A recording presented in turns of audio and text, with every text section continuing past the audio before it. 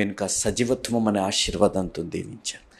ఆ ఆటంకాన్ని తొలగించుకోవడానికి ప్రయత్నించాడు, కానీ ఆ ఆటంకం తొలగక ముందే దేవుడు ఆయన జీవితంలో కాపాడాడు. దేవుడు ఈరోజు నీ జీవితాలు మన ప్రయత్నంతో, మన సొంత ఆలోచనలతో, మనకున్న భక్తి స్వనీతి అనే దాంట్లో ఉండి మన జీవితాల్లో దేవుడు మన జీవితాల్లో జోక్యం చేసుకొని మనల్ని కాపాడడానికి ప్రయత్నిస్తుంటే మనం దేవుణ్ణి తిరస్కరిస్తున్నామేమో ఒక్కసారి ఆలోచించండి. కానీ ఆ దేవుడు ఈరోజు నీ జీవితాల్లో ఆ ఆటంకాల వెనుక గొప్ప ఆశీర్వాదం దాకుంది.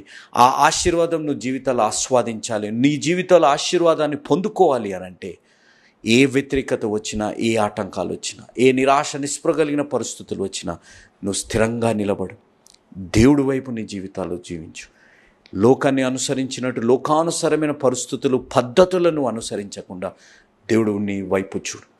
హెజిక్యా అనే ఒక రాజు దేవుడి వైపు తిరిగాడు. దేవుడు యందు ప్రార్థన చేశాడు. దేవుడు